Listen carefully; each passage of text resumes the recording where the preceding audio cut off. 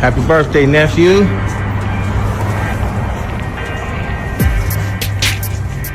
That's simple. A lot of like to spend their money. We love to spend our money. We can't take none of this. None. Ain't no armored trucks pulling up at no funerals. Simple. So you better enjoy this. A fool and his money will park. We do this. So Yeah. So look, I do want to do a BMF film because you've been entertained by a lackluster, small budget series. Now it's time to do a big budget film. Lil Meech just flipped the entire hip-hop world upside down. He's calling out Rick Ross for allegedly scamming Big Meech out of a shocking $120 million, and this accusation is spreading like wildfire. What started as quiet whispers on social media has exploded into an all-out showdown, BMF versus Rick Ross. And this time, nobody's backing off. It would lead to February 13th, the Big Meech home benefit concert. It's gonna be iconic. Too many names to list, but let me salute some of the legends. Lil Baby, Boss Man D-Lo, 21 Savage, Sexy Red, Ricky Rose. Now, this the first time it's ever been done. Me performing BMF with the icon himself. This gonna be special. Epic. Get your tickets right now. I'm back. A quick Google search for you says that your net worth is $20 million. I know I got more money than that. I might go 70 days without looking at my exact total amount of my money because it gives me anxiety, keep looking at numbers all day. It's like when you put money in stocks, the stock trader told me, say, put a lot of money in stock, don't keep looking at that. It'll drive you crazy. The streets are on fire, timelines flooded, and fans completely divided. Everyone's asking one burning question. Did Rick Ross really hustle one of the most respected street legends for fame and fortune? The talk is getting louder by the hour, and it's clear this isn't just gossip anymore. It's personal. Right now, my shoulder broke, but we still getting to the money. We still count paper. This ain't a pump and dump, baby.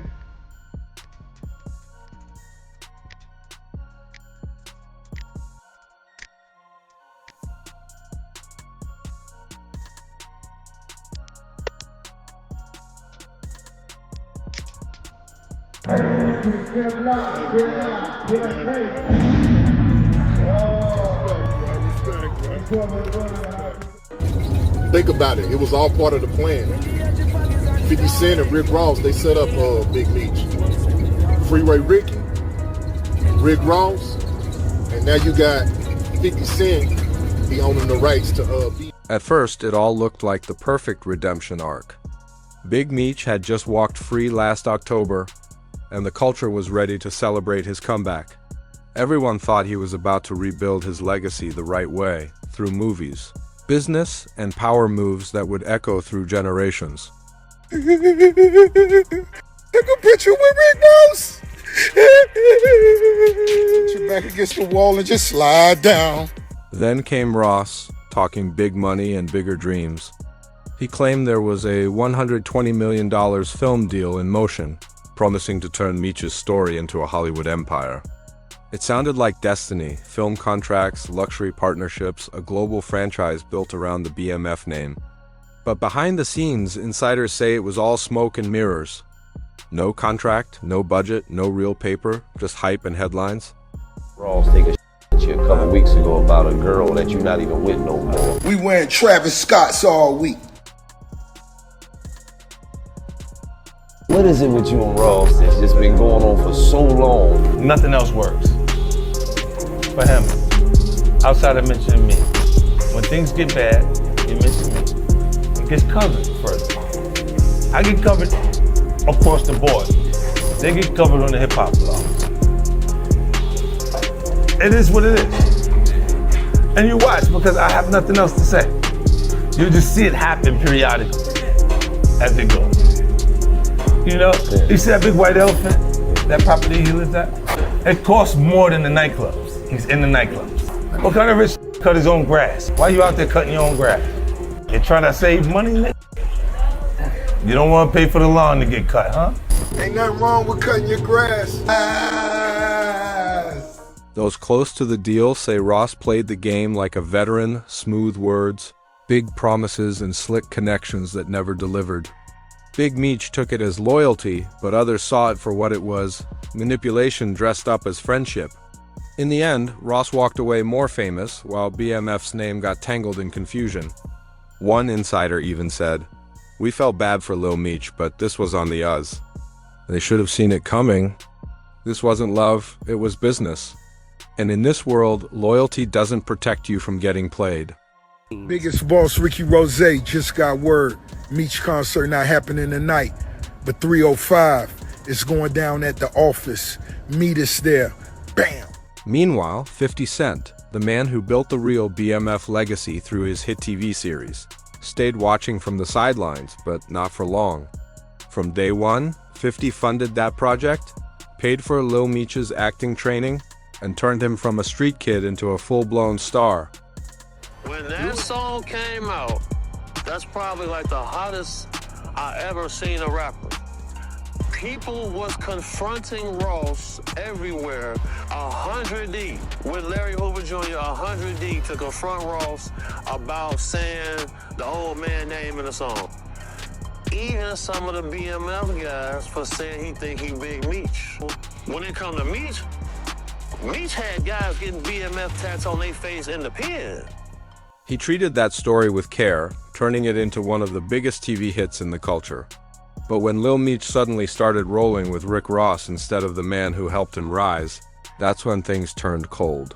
The quiet tension turned into a silent war, and soon the shots started flying. I'm Big Meech, entrepreneur, here at 5 Star Smiles to make sure that my smile is right forever. First off, image is everything to me, you know, so the first thing people notice is the smile. So knowing that I was going to be doing probably interviews and stuff like that and be in the limelight, I wanted to make sure that was the first thing I had did. And that's the thing, like a lot of people in the prison, they neglect that. 50 did what he does best, trolling with precision. He started clouting Ross online, cracking jokes about sending Wingstop wings to Big Meech's prison address. Funny on the surface, but the message was loud and clear. Rick Ross wasn't honoring the legacy, he was living off it.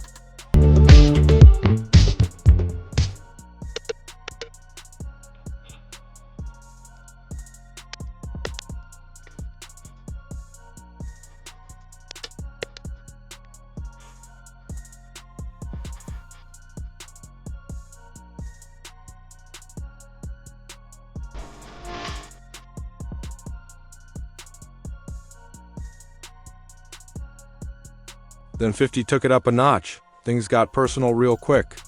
He began revealing stuff fans never knew, saying Lil Meech showed up to set out of it, losing focus, even getting sick during training. He joked about finding whippets in Meech's truck, laughing that he had to Google what they even were. It was messy, but 50 wanted people to see the difference between discipline and distraction. Yeah. So look, I do want to do a BMF film because you've been entertained by a lackluster, small budget series. Now it's time to do a big budget film. Which director? Shout out to my homie F. Gary Gray, Antoine Foucault, what's up? Tarantino. It's a lot of legends. This is gonna be big, I can feel it. I'm just talking. The message behind the shade was crystal clear. 50 wanted the world to know he was the only one handling the BMF legacy like a grown man, while everyone else was treating it like a game. Take a picture with Rick Ross. You like a hoe, nigga. Put your back against the wall and just slide down. Meanwhile, Lil Meech kept showing up smiling beside Ross, club hopping, taking photos, acting like everything was cool. But the streets weren't fooled anymore. To them, it looked fake, a friendship built on ego, hype, and broken promises. February 13th, the Big Meech benefit concert. It's gonna be iconic. Too many names to list, but let me salute some of the legends. Lil Baby, Boss Man D-Lo, 21 Savage, Sexy Red, Ricky Rose. Now, this the first time it's ever been done. Me performing BMF with the icon himself. gonna be special. Epic. Get your tickets right now. I'm back. It didn't take long before fans started turning away. Even Tony Yayo stepped up, reminding everyone who'd really been there from the start. 50 Cent, no gimmicks, no fake loyalty, just solid guidance and real support. You took a picture with Rick Ross. Put your back against the wall and just slide down. But once Lil Meech picked his side, the cracks started to show. The money slowed up, the fame started to fade, and frustration took over. That's when Michael Rainey Jr., better known as Tariq from Power, jumped into the mix with one viral comment that blew up the internet. He said he didn't feel bad for Lil Meech or Big Meech because grown men should have seen this coming. That clip spread like wildfire. Meanwhile, Ross kept pushing his shows like nothing happened. February 13th, get your tickets Miami, Detroit, ATL. Acting like business was booming, asterisk. You took a picture with Rick Ross. Put your back against the wall and just slide down. But when 50 saw that, he snapped again, backing up Michael Rainey Jr.'s comments and calling it what it was, weak loyalty and bad judgment. His message hit hard. Lil Meech had traded loyalty for clout, while Ross was once again profiting off another man's name. And truth is, it wasn't even new. Insiders say Ross has a long history of leaving his own people behind once he's done with them, asterisk. Yes, Charleston White is correct. I'm a rapper, not a dealer. Be sure to catch my new show, 50 Cent, 50 Ways to Catch a Killer. They even claimed Ross once let his own crew get jumped in Canada just to test their loyalty. Cold, calculated, classic Ross, asterisk. Trying to decide how we gonna roll at this Meech concert tonight. 2 Lambs, 4 Raris, 5 double R's, something like that. Then, right on cue, Ross tried flipping the script again, announcing a massive BMF movie he claimed would outshine 50's TV version. He even started name-dropping directors like F. Gary Gray and Tarantino.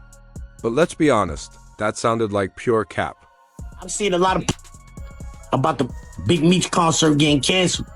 What I'm not seeing is anybody blaming Rick Ross for this. Nobody is saying, yo, Rick Ross. It was Ross doing what he does best, talking loud, staying viral, keeping all eyes on him.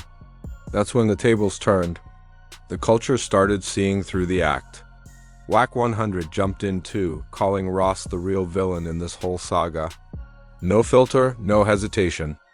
He said Ross was never loyal to Big Meech, just a smooth manipulator using the BMF name to throw cheap shots at 50, and he was right. If Ross truly respected Meech, he would have moved in silence instead of turning it into a circus. A quick Google search for you says that your net worth is $20 million. I know I got more money than that. I might go 70 days without looking at my exact total amount of my money because it gives me anxiety keep looking at numbers all day. It's like when you put money in stocks, the stock trader told me, say, put a lot of money in stock, don't keep looking at that. It's gonna drive you crazy. A one-man show of fake loyalty and loud clout chasing. Every post, every interview, every stunt was about him, not BMF. It was clear Ross had one mission, keep that spotlight fixed on himself. He paraded Big Meech's name like a trophy, using it to keep his own image shining. And honestly, that said it all, asterisk.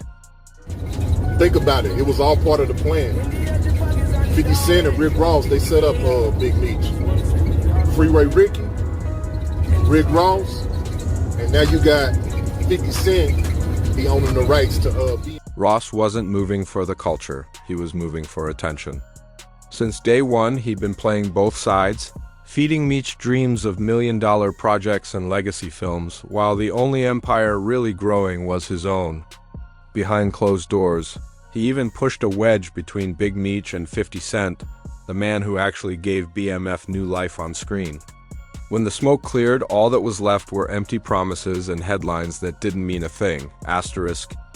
This is the gentleman's side of Meech, right? Yep. The plane lands Friday night. It's like 12 midnight. Alex calls me. He's like, yo, Chris, Meech needs the biggest suite in Cancun. I'm like, I ain't no travel agent. He's like, no. When I landed, they told me that you got the presidential suite at the Coral Beach. I'm like, are you crazy? Like, I love Meech, but I'm not giving him my room. I'm like, yo, man, I'm not giving him my room. He's like, he'll give you $60,000 right now. I was paying $3,000 a night. He had that Friday, Saturday, Sunday, and Monday. But here's the gentleman's side of Meech. I switched to another suite. I get a phone call. I'm like, yo, what's up? Who's this? He's like, yo, is this Chris Latimer? I'm like, yeah. He's like, yo, we up in the presidential suite. I got some messages from you. I'm like, all right, cool, man. Tell me what they are. And I'm like, yo, brother, man, thanks a lot, man. Yo, tell Meech, good looking out, man. He's like, Chris, it is Meech. That's important because a lot of people don't understand. To get to the top, you have to pay attention to every small detail. Okay. And knowing me calling him hear my voice, he knows the kind of man that I am. Ross jumped online flexing like never before, boasting about buying other artists' masters and even taking direct shots at 50 Cent. He claimed he could purchase 50's entire catalog whenever he wanted. Then, just to stir the pot further, he threw shade at Lil Meech, saying 50 had to pull him out of Detroit just to teach him how to act. It was a slick attempt to embarrass both of them, but in reality, it only exposed Ross's addiction to being the loudest voice in the room. When the hype started dying down, Ross vanished from Meech's circle, ghosted him the moment things got messy. That's when the whispers began. Insiders claimed Ross was the real reason behind the cancellation of Lil Meech's Welcome Home benefit concert, and event fans thought 50 had sabotaged. But according to people close to the situation, it was Ross pulling strings in the background, blocking Meech from regaining momentum. He didn't want him back in the spotlight, not when he could keep playing the hero online. That wasn't loyalty. That was betrayal, pure and simple, using another man's struggle as marketing fuel. Ross traded Meech's name for views, clicks, and clout. And when it stopped benefiting him, he cut ties without looking back. Lil Meech tried clapping back on social media, calling 50 Cent an internet gangster chasing attention, but fans weren't buying it. They saw through the act. To them, it looked like he was just cleaning up the wreckage Ross left behind. Before long, the internet turned it into a circus. Memes, jokes, endless commentary, with Lil Meech portrayed as the kid who got finessed in his own story. Painful, but it showed just how cold this industry gets when loyalty meets money. Ross's pattern was becoming too familiar. Every time he links with someone who already has respect, chaos follows, bad business, broken loyalty, and people left behind. Just look at Maybach Music Group, Meek Mill, Whale, Gunplay. They once stood proudly under Ross's banner, but behind the success were missing checks, shady contracts, and growing frustration. Ross always played the part of the supportive boss in public, while quietly pulling strings in private. It was never teamwork, it was control, never unity, just ego. And over the years, that pattern became impossible to ignore. If Ross truly respected the BMF legacy he'd have built with Big Meech quietly, honoring that name with integrity. But instead, he went public, fully aware 50 Cent would bite back, because this wasn't just business. It was pride and power colliding. 50 wasn't reacting for clout, he was defending something real. A brand he built from the ground up? Ross knew that, and he poked the bear anyway. Because attention is his favorite currency. Even Meek Mill, once Ross's right-hand man, eventually stepped away after realizing MMG was never built for everyone to win. The spotlight had room for only one person, Rick Ross. And now, that same old playbook is being used on Big Meech and Lil Meech, the so-called $120 million empire that was supposed to change everything. It turned out to be smoke and mirrors, another ghost deal. Meanwhile, Ross walked off with free publicity, headlines, interviews, and a fresh round of followers. And when fans started connecting the dots, the picture became crystal clear. Every time Ross's fame starts to fade, he finds someone with credibility to attach himself to. He did it with Drake, with Meek, with Larry Hoover's name, and now with Big Meech. But while Ross keeps chasing clout, 50 Cent changed the entire game. 50 Cent turned real-life stories into billion-dollar productions. Power. Raising Canaan, BMF, he took pain and turned it into profit. legacy into storytelling. Business into empires. That's the difference. One man builds, the other borrows. And the streets are taking notice. Fans say it straight now. Ross is playing checkers, 50's playing chess. One's thinking ahead, building moves that last. The other's chasing viral moments, living for the next headline. And behind all that noise, the truth's getting too loud to ignore. Every time Rick Ross steps into someone else's world, that world ends up broken, confused, and left behind while he walks away, smiling for the cameras. Because Ross's playbook never changes. He builds off other people's names, flips their pain into his own shine. The question is, how many more will fall for it before they realize the pattern? Every time someone stands beside Ross, they learn the same hard truth. Loyalty doesn't last. Only clout does. Asterisk. And if you look back, this isn't new. Ross has been rehearsing this same move since day one. He didn't start this with Big Meech. It started with the real Rick Ross, the actual drug kingpin whose name the rapper took while the man was locked up. He built an entire career on another man's story. The real Rick Ross even sued to reclaim his name, but Ross didn't care. He doubled down, milked that myth until it became bigger than the truth. He did it again with Larry Hoover, name-dropping the Chicago legend in songs, videos, interviews, using real street icons to boost his own fame. And now, it's the same story with Big Meech, another legacy borrowed, twisted, repackaged. But this time, the streets are watching closer than ever. They see how Ross turns real pain into content, real loyalty into headlines, real legacies into marketing campaigns. And while he keeps winning the attention game, the people who trust him lose something that can't be bought: respect, reputation, or peace. Meanwhile, 50's name keeps getting stronger. While Ross plays loud, 50 plays long, stacking projects, flipping stories, building real value. He's not chasing validation.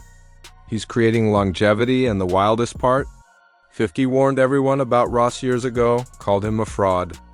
Now every word's playing out in real time. Fans got receipts, screenshots, and interviews to prove it. Ross moves for attention, not authenticity. One viral comment said it best: Rick Ross is a fraud, period. He ruined a whole legacy chasing clout. That line hit because it was true. Every pattern says the same thing. Ross shines by feeding off people who already have real credibility.